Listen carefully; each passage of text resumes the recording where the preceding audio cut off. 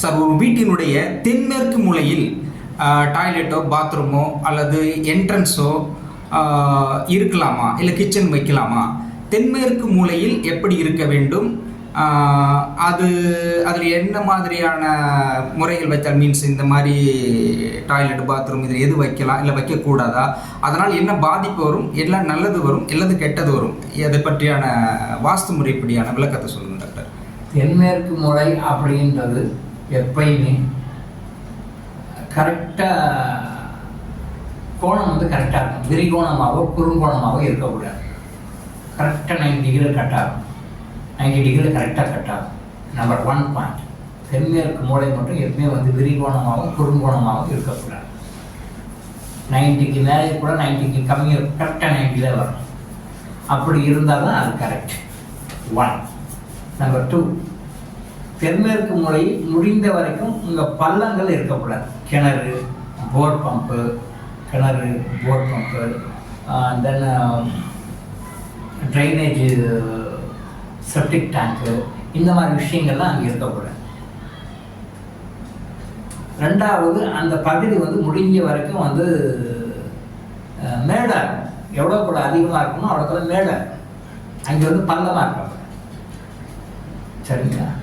அந்த மூலையில் வாசப்படி இருந்தது அப்படின்னு சொல்லி சொன்னால் அந்த வீட்டினுடைய அமைப்பு, அந்த வீட்டுக்கு எப்பவுமே நெகட்டிவ் எனர்ஜி தான் நிறைய வந்துட்டு இருக்கும். அந்த மூலையில் வாசப்படி வைக்கவே கூடாது. வச்சா என்ன நடக்கும் அப்படின்னு சொல்லி சொன்னால் அந்த வீட்டில் ஆக்சிடென்ட்ஸ் நடக்கும், ஃபயர் ஆக்சிடென்ட்ஸ் நடக்கும், எதிர்பாராத ரோடு ஆக்சிடென்ட்ஸ் நடக்கும், தீ விபத்துக்கள் மாதிரியான விஷயங்கள் நடக்கிறதோடு இல்லாமல் உயிர் பிரியக்கூடிய விஷயங்களாக இருக்கும். 2வது, கண்டிப்பாக அந்த வீட்டில் இருக்கிறவங்களோ, அந்த வீட்டில் இருக்கிறவங்களுடைய ரொம்ப நெருங்கியவர்களோ சூசைட் பண்ணிக்கொள்ளக்கூடிய ஒரு நிலைமை உருவாகும், சூழ்நிலை உருவாகும். கண்டிப்பாக நடக்கும். சரி, இதெல்லாம் நிறைய விஷயங்கள் இருக்கு. ஸோ இதெல்லாம் எப்போ சார் நடக்கும் அப்படின்னா, இப்போ அந்த வீட்டினோட அமைப்பு அப்படி இருக்குது. அந்த வீட்டில் இப்போ நீங்கள் சொன்னீங்க சார், துன்பம் நடக்கும், ஆக்சிடென்ட் நடக்கும், ஃபயர் ஆக்சிடென்ட் நடக்கும், ரோடு ஆக்சிடென்ட் நடக்கும், பிஸ்னஸில் லாஸ் ஆகும், கொடுத்த பணம் வராது, தேவையில்லாமல் சண்டை தகராறுகள், அதாவது முக்கியமாக உறவினர்கள் கூடி நெருங்கிய உறவினர்களுக்குள்ளேயே நிறைய விரும்பத்தகாத நிகழ்வுகள்லாம் நடந்து, ஏன் மூஞ்ச நீ முடிக்க மாட்டேன், உன் மூஞ்ச நான் முடிக்க மாட்டேன், ஏன் சாவுக்கு நீ வர மாட்டேன், உன் சாவுக்கு நான் வர மாட்டேன் அப்படின்னு அந்த அளவுக்கு ரொம்ப யாரோ ரோட்டை போகிற 2 பேர் பேசிக்கிறான்னா அது பிரச்சனை இல்லை. ரொம்ப நெருங்கிய சொந்தங்கள், ரத்த உறவுகளே அது பிரிஞ்சு போகக்கூடிய ஒரு சூழ்நிலைகள்லாம் அந்த இடத்துல அமையும். இதெல்லாமே நெகட்டிவ் ஆஸ்பெக்ட்ஸ். அந்த இடத்துல வாசப்படி இருந்தாலும் சரி, அந்த இடத்துல கிச்சன் இருந்தாலும் சரி, அந்த இடத்துல போர், கிணறு, இந்த மாதிரி ட்ரைனேஜ், செப்டிக் டேங்க்கு, டாய்லெட் எல்லாம் எது இருந்தாலும் சரி இதெல்லாம் கொடுக்கும். இதெல்லாம் எப்போ கொடுக்கும் அப்படின்னா, அந்த குடும்பத்தில் அங்கே யார் வசிக்கிறாங்களோ அவங்களுக்கும் ஒரு ராசிக்குரிய கிரக பலம் இருக்கும், ஜாதகத்துடைய பலம் இருக்கும். எல்லாருக்குமே குடும்பத்தில் அந்த குடும்பம் சம்மந்தப்பட்டவங்க எல்லாருக்குமே அந்த கிரக பலம் இருக்கும். அந்த கிரக பலம் யாருக்கு எந்த டைம்ல வீக் ஆகுதோ அப்போ கண்டிப்பாக அந்த வீட்டில் அது நடக்கும். அப்போ குடும்பம் அப்படின்னா, குடும்பத்தில் 5 பேர் இருக்காங்க அப்படின்னா 5 பேரில் ஒரு 3 பேருக்கு பலம் நல்லா இருக்குது, இப்போ 2 பேருக்கு வீக்காக இருக்கும்போது பரவாயில்ல அப்படி காணி பண்ணிட்டு போகும். ஒரு ஸ்டேஜில் எல்லாருக்குமே வீக்காக குறையும். அப்போ குறைந்து கண்டிப்பாக இந்த இன்சிடென்ட் கண்டிப்பாக இருக்கும். அந்த டைம் மட்டும் மாறலாம், காலம் மட்டும் மாறலாம். இந்த நிகழ்வு நடக்காம போகிறதுக்கு வாய்ப்பு இருக்குது. கண்டிப்பாக நடக்கும், கண்டிப்பாக நடக்கும். இவங்க என்னதான் ட்ரை பண்ணால் கூட அந்த இடத்துக்கு வெளியே போக முடியாது. ஏன்னா இப்போ கர்மிக் பாண்ட் அப்படி நிற்கும். நீங்கள் அந்த இடத்துக்கு வெளியே எப்படியா போயிடணும், எப்படியா ட்ரான்ஸ்ஃபர் ஆகிட்டு வெளியே போயிடணும், எப்படியா போயிடணும் அப்படின்னு ட்ரை பண்ணால் கூட அங்கேருந்து போக முடியாத மாதிரி சூழ்நிலைகள் அங்கே உருவாகும். அப்படித்தான். ஸோ இந்த தென்மேற்கு திசை ரொம்ப கேர்ஃபுல்லாக இருக்கும். மற்ற திசைகளை விட ரொம்ப மோசமான ஒரு மனிதனுக்கு ரொம்ப மோசமான விளைவுகளை, மோசமான படங்களை கொடுக்கக்கூடிய திசை எது அப்படின்னா, ரொம்ப ப்ரிசைஸாக சொல்லணும்னா தென்மேற்கு தான். ரொம்ப கேர்ஃபுல்லாக இருக்கும். இது கண்டிப்பாக பாதிக்கும். இது ஒருத்தரை மட்டும் பாதிக்கும், அந்த குடும்பத்தில் எல்லாருமே பாதிக்கும். இன்னொரு பெரிய விஷயம் என்ன அப்படின்னா, யார் வசிக்கிறாங்களோ அந்த வசிக்கிற அந்த சம்மந்தப்பட்ட வீட்டில் குடியிருக்க மட்டுமே பாதிக்காது, இது அந்த வீட்டினுடைய ஓனர் எங்க இருந்தாலும் பாதிக்கும்.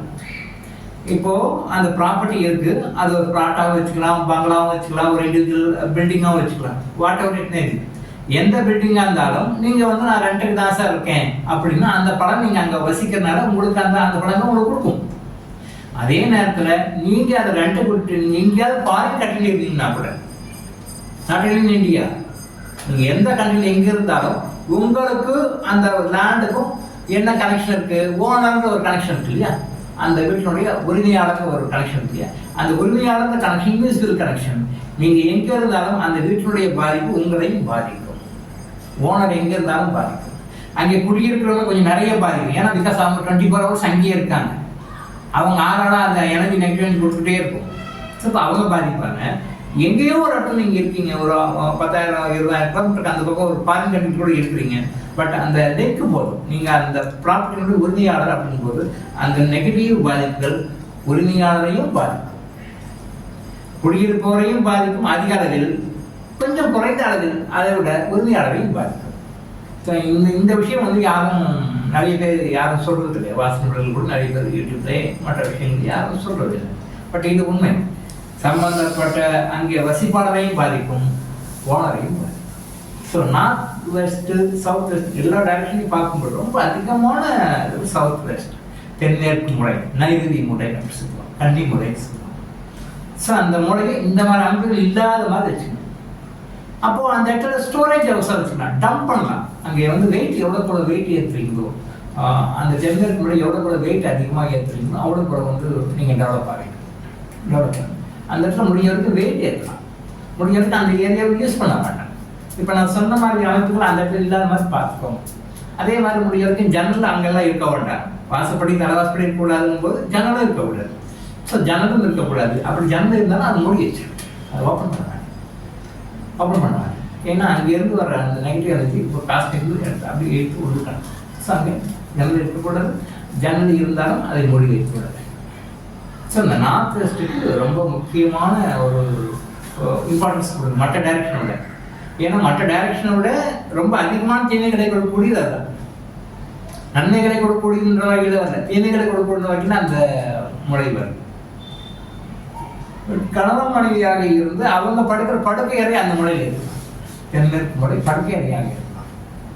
அது வந்து குழந்தைகள் படுக்கக்கூடிய அறையாக இருப்பதை விட கணவன் மனைவி படுக்கக்கூடிய அறையாக இருந்தால் என்ன பெஸ்ட். கணவன் மனைவி அங்கே இருந்தாங்கன்னா அந்த தென்மேற்கு முறையில் வந்து பெட்ரூம் போட்டு அந்த பெட்ரூமில் வந்து தலையை வந்து கிழக்கு சைடில் வச்சு படுக்கிற மாதிரி அமைப்பில் கட்டில் போட்டு கணவன் மனைவி படுத்தாங்கன்னா அங்கேயே நல்லா ஒரு அந்யோன்யமாக இருப்பாங்க. ஒருத்தர் விட்டு கொடுத்து அட்ஜஸ்ட் பண்ணி நல்லா வாழ்வாங்க, சந்தோஷமாக வாழ்வாங்க. ஸோ படுக்கை அறைக்கு அதுக்கு சிறப்பானது அப்படின்னு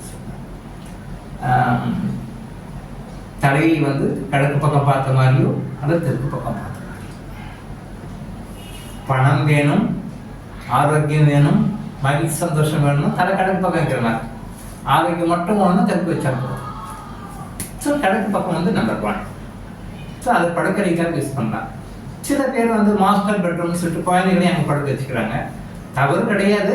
பட் அவங்க குழந்தைகளை பொறுத்த வரைக்கும் கொஞ்சம் ஒரு நல்ல வளர்ச்சியான ஒரு பக்குவத்துக்கு வர வரைக்கும் அவங்கள வந்து வடகிழக்கு மூலையில் இருக்கிற ரூமில், ஈசானி மூலை சொன்னால் அந்த மூலையில் அவங்கள படுக்க வச்சிங்கன்னா நல்லா இருக்கும்.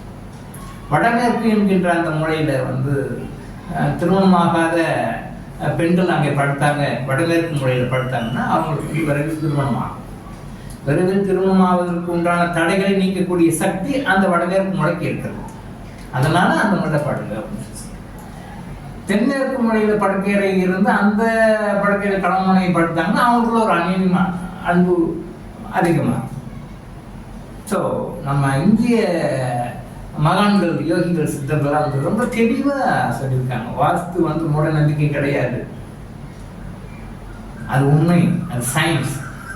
அது ஒரு வகையில் பார்க்கும்போது எல்லாம் கூட இங்கே மார்க்கு மூட நம்பிக்கை கிடையாது, எல்லாமே சயின்ஸ். வாஸ்து வந்து 100% fact, whether you believe it or not. அதை நம்பி ஃபாலோ பண்ணி நம்ம லைஃப்பில் அப்ளை பண்ணோம்னா நம்முடைய வளர்ச்சி முன்னேற்றம் சீக்கிரமாக இருக்கும், ரொம்ப குயிக்காக டெவலப் ஆகும். இது சரியாக முறையாக பயன்படுத்தினா நம்முடைய வளர்ச்சி தடைப்படும், நம்ம ரொம்ப ஸ்லோவாக முன்னுக்கு வரும், நிறைய கஷ்டப்பட்டு முன்னுக்கு வரும். ஸோ வாஸ்து என்பது உண்மை. அந்த வாஸ்துக்கு உண்டான எல்லா விஷயங்களையும் மேக்ஸிமம் நம்மளால் முடிஞ்ச வரைக்கும் அதை ஃபாலோ பண்ணி அதை கரெக்டாக செஞ்சோம்னா நம்மளால் சந்தோஷமாக வாழணும். டாக்டர் இளங்கோ ஆயுஷ் ஹாஸ்பிட்டல் வழங்கும் விழிப்புணர்வு இது. தொடர்ந்து இது மாதிரி பல அவேர்னஸ் வீடியோக்களை பார்க்க நம்ம சேனலை சப்ஸ்கிரைப் பண்ணிட்டு பெல் பட்டனை ப்ரெஸ் பண்ணுங்க.